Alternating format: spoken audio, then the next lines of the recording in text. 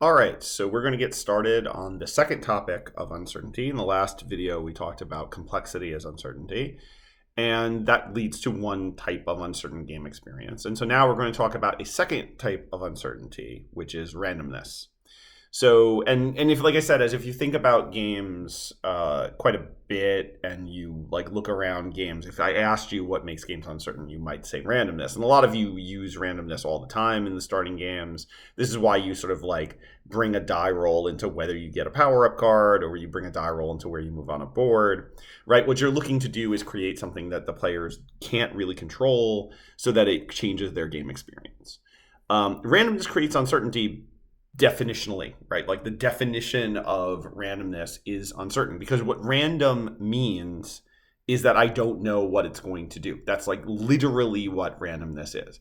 So if you can just solve it really think simply in your head, this idea, if you just like think about it hard. If I gave you a six-sided die and I asked you what number are you going to get when you roll this die, what specific number, you can't answer that question. You can guess, but you don't know, because what you know is the range. You're going to get 1 to 6, right? And that means that like the actual number is unknown. And that's the reason why we have a die, right? And so in some sense, this is like really simple. If I put something like a die or a card draw or like a bag of chips that I pull something out of, right? Or a random number generator in my game, and then I have it spit out something that the player sees, ta-da, uncertainty, right? Like I can just essentially just make uncertainty happen in this really simple way, and I get it. So like, why is there going to be a half an hour video on this? And the answer is because it's not that simple, right? Because there's a problem with this. And the problem with this is like what we really want here, like from games, what we've seen so far is that we want players to be able to interact in interesting ways, right? And so I want you to make decisions that are uncertain towards the outcome of an experience. And when we played Total in class, I want to go back to that. That Total is the thing that points us to the problem with this, right? Like, if I just roll a die and I just add it and I'm trying to get to a total, that's not an interesting gameplay experience for me. And the reason why is because my decisions don't mean anything, right? But the reason why my decisions don't mean anything is because I don't actually make decisions. I just use a random number. And since I can't control what a random number is, it's unpredictable. Nothing I'm doing has any effect on the random number. So it's not interesting. So even though the game is uncertain, right, I have no idea who's going to win Total when we start Total. Like I can't know because I don't know what the die is going to produce. I don't enjoy playing Total because I don't feel like I have any impact on Total, right? So the danger with randomness, the reason why randomness is problematic is because it can take away agency, right? Like if I use randomness as the way to make my game uncertain at the base level of mechanics, then what ends up happening is I just like have the player just like generate random numbers, and then they win or lose based on that, and they will recognize that they have nothing to do with the system, and they won't want to keep playing it, right? I can't get better at a game that's based on random numbers if the random number is the only thing I do. I can't influence a random number in any way. That's what it means for it to be random. And so if I have those things in a system and they take the place of my ability to act, then the game fails. This is why when I was critiquing your games, I would very often say things like, don't use a die to move, or why do you have a die about getting a power up if a power up is interesting, right? Like it's a moment where you just take decision making away from the player, and that's not interesting. So that might lead you to start thinking that randomness is bad, and that may be where you ended up with your first games, that like every time you put randomness in the game, I pulled it back out, right? And that's also not true. Like randomness is really useful in games, but randomness is useful when I can make decisions with it, right? And so I'm going to go into two examples because there are kind of two broad ways you can think about randomness. I'm sure there are more than this, but these are two good categories you could think about how to use randomness in your game that will make your games more uncertain in interesting ways. But the key thing that you're going to see here is that the randomness never takes away the ability of the player to act, randomness changes the type of decision that someone makes, but the person always still makes a decision. And this is like an incredibly important aspect of how we make games. Like, randomness should never take the place of my ability to act. Randomness should change the reasons and the conditions under which I act. And when we do that, then these games get really interesting. The easiest example of this, in terms of the way to think about it, is with card games. Like, card games are essentially games with randomness embedded in them, because I have a deck of cards, and when I shuffle a deck of cards and then I distribute cards, what I'm doing is randomizing the deck. It means you do not know what cards you will have. But good card games that we play over and over again have lots of interesting choices in them. Right? And that's why we play them. So like the most successful card games that we've had, which are games like poker and bridge, like continue to be played because they have interesting choices in them. Like that's what makes them interesting, even though randomness is at the heart of a deck of cards. And so let's talk about that. Like, how do we use randomness in a way that can be interesting? Like, what can we do with randomness that makes a game more uncertain in a good way? Well, I'm going to argue that there are two things that randomness does that can aid decision making rather than take its place. The first is that randomness is not completely unknowable. And there's a whole branch of mathematics that was essentially made to help people figure out how to deal with randomness. That branch is called probability. Probability was literally invented because there was a guy who was gambling with dice, and he asked his mathematician friend if he could figure out a way to help him win more with dice, right? So it's literally, it comes out of games, essentially. And it's literally a math to try to figure out how to do things better. Now, how does this basically work, right? This is where I'm going to go into a little bit of probability. I'm going to put some links on the page that will help you kind of think about this. But I want you to just follow along with some of the examples that you'll see below, just as I'm talking, just so you can like have the numbers in your head, right? I'm not going to ask you to do these calculations. There are formula to do this. There are lots of probability formula. Probability is a very deep math. You can go very, very far with it. There's probably, and at a certain point, probability starts involving calculus. It can get very complicated. Nothing we do here is going to necessitate that, although games can use it, and certain kinds of games are all about probability, right? Like Magic the Gathering is a really good example of a game that, like, at its heart is about balancing how many cards are in a deck and what they do and what the chance is that you'll get them. And like the whole work of balancing cards for Magic the Gathering is in part like balancing their frequency and balancing like what it means for them to appear in a deck. And collectible card, and these kind of collectible card games and trading card games, all of them start playing with rules about how to move through your library or whatever they call it, right? Like to be able to get cards you need, because that is so much of what the game is about. It's just sort of thinking that stuff through. Okay, so what does it mean that we can know something about random numbers? Well, think about it, right? Like, it's not that when I roll a d6 I could get anything, like there's a possibility space. It is, like I'll let you kind of do it in your head, but you probably got it already. It's like 1, 2, 3, 4, 5, 6. That's what I can get, right? And I know that there's an equal chance of getting all of them, because the way the die works is there's 6 sides and it can land on any side. And so that kind of probability is really simple. I can just ask myself, okay, if I want to roll a 6 on a 6-sided die, how many sides does this die have, right? Because that's the possibility space, and the answer is 6. How many 6s are there? And the answer is 1. And so I just put 1 over 6, right? So I get 1/6, or about 17%, right? And then I can say, oh, if I roll 1 6-sided die, there is a 17% chance of me getting a 6. That's true. Now, what that doesn't tell me is that I'm going to roll a 6 1 in 6 times, because that's not how it works, right? Every random chance is its own random chance. And it doesn't really tell me clearly what I'm going to roll on any individual die roll, but it's actually true. And what it means by being actually true is that if I rolled the die an infinite number of times, right, meaning like I rolled a 6-sided die to infinity, you would see that 1 out of every 6 die rolls was a 6, right? So it is both true that the number, that percent, means something and I can rely on it, but it also just doesn't tell me what's going to happen every single time. Now, this gets slightly more interesting because different combinations of possibility spaces create different kinds of odds. So a d6 is a very simple example because every side has an equal chance of happening.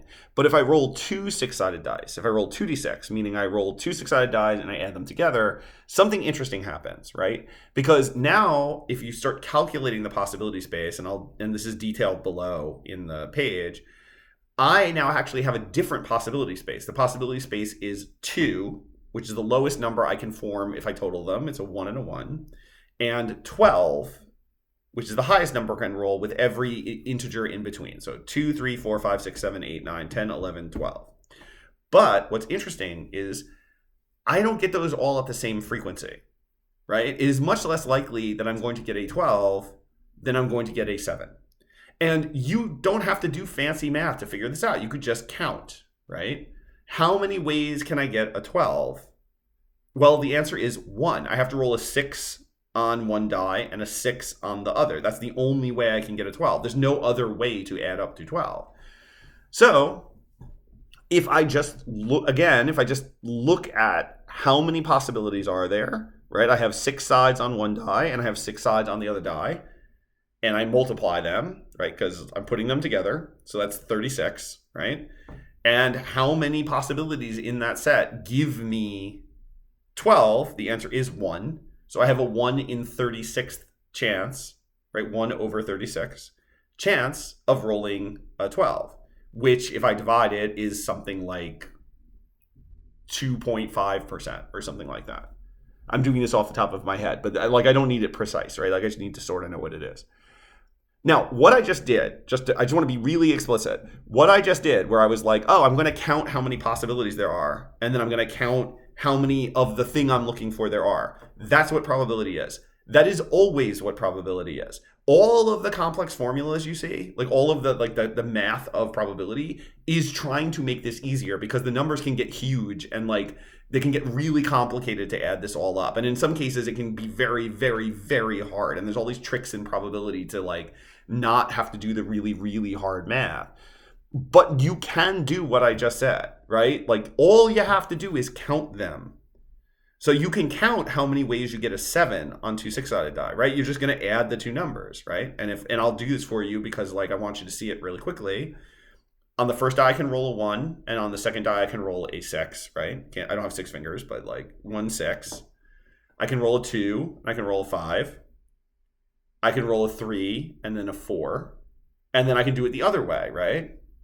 I can roll a 3 here and a 4 here. I can roll a 5 here and a 2 here. I can roll a 6 here and a 1 here.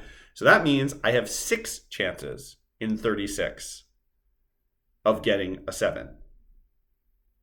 And that is 6 over the total number, which is 36, which is 1 over 6, which is, we already saw, is 17%. So I have a 17% chance of getting a 7, and I have a 2.5% chance of getting a 6. Now, that doesn't tell me what I'm going to roll on my die, but if I just look at those numbers, I can see it's almost 9 times more likely that I'm going to roll a 7 than a 12.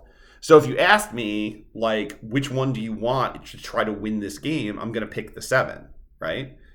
And so players can do that, right? Players can sit and just do the math in their head and then just say, oh, that one's more likely, I'm going to go with that one. It doesn't guarantee me that I'm going to get it right, but it's more likely I'm going to get it right, and thus there's some reason to make this decision. Now, that alone is not enough to solve a game design, right? Because if there's a better chance of something happening, you would just always pick it, right? If I told you oh, this has a 25% chance and that has a 2% chance of happening, you're always going to pick the 25, right? If you have to choose between those two. So what games do is they actually just change the consequences of things. So they say, okay, well, the thing that has a 2% chance happening has a very, very big positive outcome. And the thing that has a 25% chance of happening has a less positive outcome. And so if I get a bigger reward for the riskier thing, then I might make a decision to take a risk that I might not take in other circumstances. If I'm ahead, maybe I take a safer bet. If I'm behind, maybe I go for something that's riskier. And that way, the gameplay starts to make sense. And you can make a whole game out of that. So one of the links below is a score sheet for a game called Yahtzee. And if you've never played Yahtzee before, Yahtzee is a great game to sort of just study how odds work. If you look at the score sheet, what you're going to see is at the top of the score sheet, there are scores for numbers. And then at the bottom of the score sheet, there's scores for different types of hands of dice. What you do in Yahtzee is you roll 5 dice. And then you can choose to re-roll some of those dice, any of the dice that you want, 2 times. And then at the end of that, you are stuck with the 5 dice you have. Once you have the dice, you have 2 choices of what to do with them. You can use them for the count of a number, right? Like how many 3s are there? And that goes in the top column of the top part of the chart. Or if you have a hand that matches a hand at the bottom part, you can write it into the bottom part. So what a player does is they roll their 5 dice, they re-roll the dice they want, and then they look at what they have and they write it onto the chart. And when they do, they lock that spot. They can never use it again, right? So if I put down like my small straight, it's done. I can never use a small straight again in the game. All right, so what does this mean? What does this have to do with odds, right? Well, if you look at the top, there's this interesting feature, right, where it's counting like how many 1s do I have, how many 2s do I have, how many 3s do I have, and then it gives me a threshold, right? Like if your score is above this number, then you get a bunch of bonus points. I want you to pay very close attention to that, right? So if you look at the Yahtzee score sheet and you just like do a quick calculation on it, you're going to see something really interesting about it. The score sheet is actually kind of telling you how to play. The number that's on that sheet, right? Like the threshold you're looking for is actually specifically calculated to force the players to play a certain way. If the total score is above 60, right? So if you just do some quick math, right? What would I have to roll at the top to total the whole thing up to 60, right? Because if I roll 2s, like just looking at the score sheet with me right now, if I use the 2 column, I count and add only 2s, right? So the idea is that I'm roll the dice, and if I have a lot of 2s, maybe I'll use my 2s. Well, the numbers are different, right? So the 6s, like if I get like 5 6s, that's like 30 points. That's like half of my score to get this extra 35 points. That's great, right? 1s, like the difference is like between 4 and 6. It's not that big a deal. But if you just take half, right? And I just do 3, I assume I get 3 1s, right? So I get slightly more than half. So I get 3 1s, that's 3. I get 3 2s, that's 6. 3 plus 6 is 9. I get 3 3s, that's 9. That's 18. I get 3 4s, that's 12. That's 30. I get 3 5s, that's 15, that's 45. I get 3 6s, that's 18, that's 63, right? And so the score I need to get over is 63. So what the game is telling me is you need to get 3 in each of these categories to be able to get this bonus score. And if you look at the scoring, 35 points is a lot. It's like as good as half, well, it's better than half of the things on the bottom of the sheet. So, but like if I get more 5s, that's better than getting more 2s. And so if I get an extra 5, that might give me the ability to pass on the 2. So when I roll the dice in Yahtzee, I'm thinking really hard about what the chances are I'm going to get certain things. And I look at the dice I have, and then I have to waste that slot, right? Remember, if I fill in the 5s, they're gone. I can't ever do it again. So I have to be really careful about where I put things. So I roll the dice and I say, okay, I got 4 of a kind. I want to get my 4 of a kind. That's good on the bottom, but they're 5s. Do I want to put them on the top because that will get me closer to the bonus score? Or do I want to put them on the bottom because it's a good score for the bottom? And then the chance line, just to kind of show you there are consequences, is if you have a hand you can't use for anything else, you put it into chance. Right? Like if you just can't put it anywhere else, you have to put it into chance. And if chance is filled, if you can't use anything else, you just take the highest scoring things on the bottom and you start crossing them out and using them as chance. So if you don't have a Yahtzee and your chance is already filled, if you roll another crappy die roll, you just put it into the Yahtzee line as chance. So Yahtzee is a game. At the center is just about rolling dice. That's all you do. But Yahtzee is a game that's lasted a long time because the die rolling you do then leads to this decision of like, what category do I put the dice in? And that is me calculating odds. I'm like thinking about How likely is it I'm going to roll something better than this? How likely is it if I re-roll I'm going to get the thing I want? Is it worth it for me to take the chance on this? Because I already have my 5s. So I really don't need them anymore. So maybe I should do something differently. Or I'm still working on the top. So maybe my 6s should not get used at the bottom. Maybe I'm going to throw away a possible straight just because I could get 6s and that's what I really need. And that decision making is interesting. The randomness there does not become a replacement for my action. The randomness tells me what action to take. A similar thing happens in poker. We're going to talk about poker more in the hidden information section because of the way Hold'em poker works. We want to look at that. But poker is all about odds, right? Like you just look at the cards you have in your hand and you decide like, how likely am I going to be able to win? And skilled poker players memorize odds. Like I played poker online for a while, not great. I was like decent little amateur, but not anything serious. But that entire process was me learning odds. And so I can tell you right now that if you have a flush draw, meaning you have 2 cards of the same suit, and then when you start dealing cards in the center of the table, there are 2 cards of that suit on the table, and you have 2 more cards to go, you have a 25% chance of hitting that hand. Like I know that. That's like one of the simple calculations you do in poker. So I know when I'm playing, I have a 25% chance of winning, right? From that.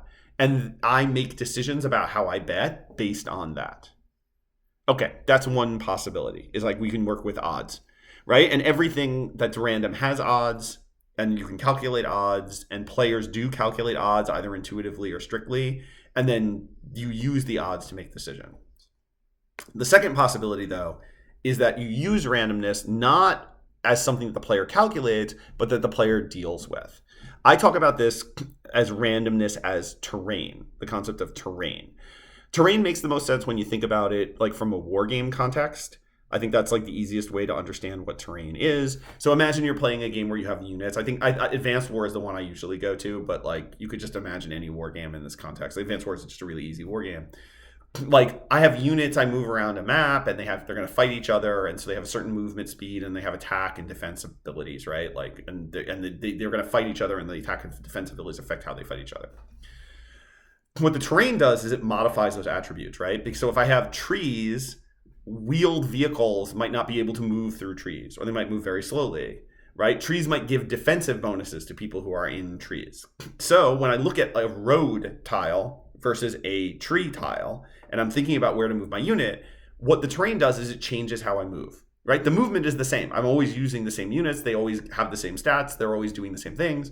But the terrain creates variety in the game space that then allows me to make interesting decisions in that game space. Randomness is great with terrain, right? Because remember, I'm moving units. Like the way I move the units is always the same, and that's always my decision. But the terrain can change such that my decision has to change. Because if this map is all roads, then I'm going to use things that have like tanks a lot more. But if the map is all mountains, tanks are useless, and I'm going to end up using infantry, right? And like all these units are the same. I'm just like shuffling them differently because they have different advantages in the terrain I'm on. So randomness works really well in that context. The reason why is because if you use randomness in the terrain of a board, right? Like you say that, oh, the randomness is going to affect how we make decisions on this map. What you're basically doing is you're creating the conditions for play for all players, right? All of the players are looking at the map at the same time. All of the players are dealing with the spread of cards in the center. All of the players are dealing with the ramifications of the tiles that came out. And so the fact that it was random doesn't disadvantage or advantage anybody. It's just like conditions we have to work under, right? So in poker, I draw cards. That is my terrain, right? Like that's the decision-making space I have.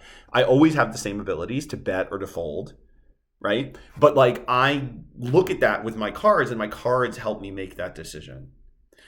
This is probably the most prominently used in a set of games called roguelikes.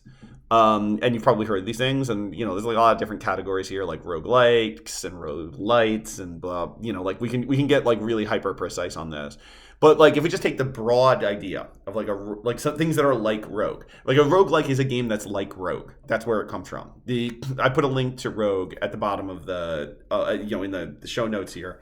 Rogue was an old game, like an old ASCII game. Like when you look at it, you'll see it's got little ASCII graphics on it. And what was interesting about it is it's essentially like kind of a D&D simulator. It's a dungeon crawl where you like wander around a dungeon, you see monsters, you can fight the monsters by like, hitting a button to attack them, you find treasure, and then you go deeper and deeper into the dungeon.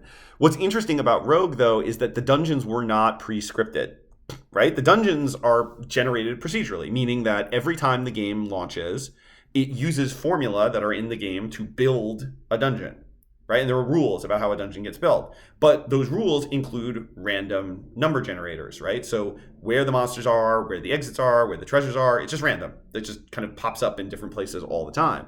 And that's really interesting because what you do in Rogue is always the same, right? Like it's always the same actions, it's always the same items, it's always the same basic systems of hit points and defense.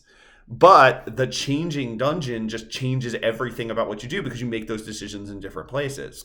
And so a lot of games use that kind of methodology to work themselves out. I mean, a really good recent example is Hades, right? Like the way Hades essentially works is that you go on a run, and when you go on a run, you go through a set of rooms trying to reach certain bosses to escape hell. But the rooms you encounter are just different. They're just random each time. Now, you are not random. You have abilities you've been building this whole time. And you have, a brawler-based skill system where you're like in an isometric map and you're just like, fighting opponents with like with like these sort of timing fighting skills, right? Where you're watching opponent animations and striking at certain times and judging distance and movement and stuff like that, right? Like all of that skill set is exactly the same, but the room, you don't know what rooms you're going to see. You don't know what gods are going to pop up and give you favors. You don't know what kind of items you're going to have access to this time. And all of that stuff means that you can play it over and over and over again, right? Because you just don't know what you're going to see. It's uncertain. I don't know what a run in Hades is going to be before I go into it. I know what I'm going to do, right? Like I have my weapon and I'm going to fight with my weapon by running around the screen and targeting opponents based on their animation timing. But I don't know what those opponents are and I don't know where they're going to be. So the game stays fresh because it's just constantly changing. And that's the uncertainty that's really interesting, right? When I play poker, I do the same thing every time, but I don't know what the cards are. And so the cards changing means that the game becomes replayable, right? And that's interesting to me. Now, like that kind of thing starts to create different kinds of games than games of complexity, where we said that games of complexity are much more about like hard skill, right? Your ability to master the complexity and how mastering the complexity gives you this capacity to do better in the game.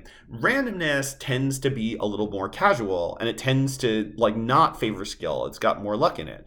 Sometimes you're going to do a run of Hades where you just get destroyed because like it's just harder than other runs. Sometimes you're going to do a run that's easy, right? Sometimes when you play Balatro, you get the right jokers at the top and then you have a longer game. And sometimes when you play Balatro, you get some crappy jokers and you can't make it work, right? And as the antes get higher, you'll notice in Balatro that the game starts to feel more like luck, right? If I just don't get a joker I need, I just know I'm going to lose. And you know this too because sometimes in these kind of roguelikes, you just abort a game super early because you see its combination isn't going somewhere, right? And in games that are multiplayer, it means that it's like there's a chance that play is going to be different. Yes, we're all working on the same board, but you might happen to draw cards that are better for that board. You might happen to have powers that are better for this board. And that means that every so often the better player is going to lose just because of luck.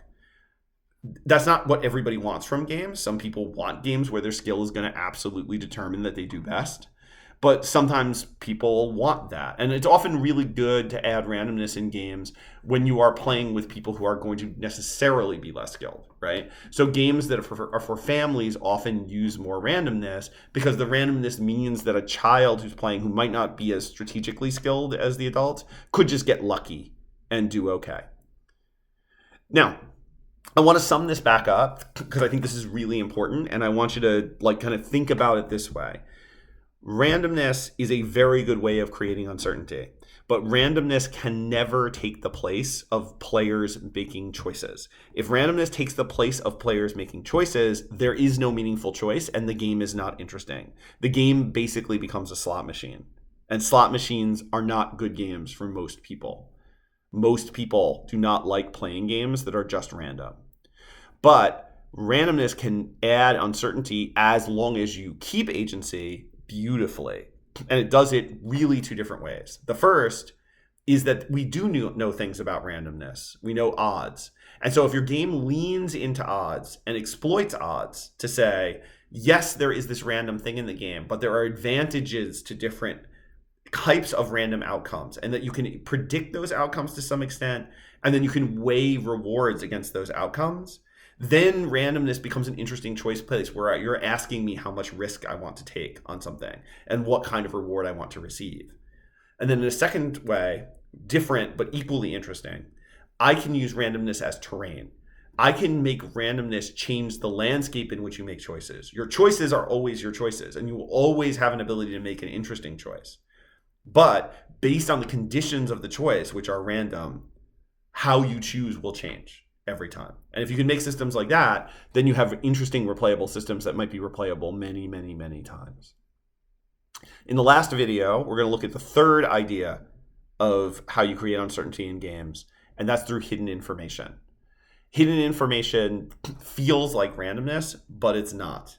But it becomes a really interesting way of working with play that gives you what randomness gives you, but in a way that allows players to play a whole different kind of psychological game. And we'll look at that more in the next video.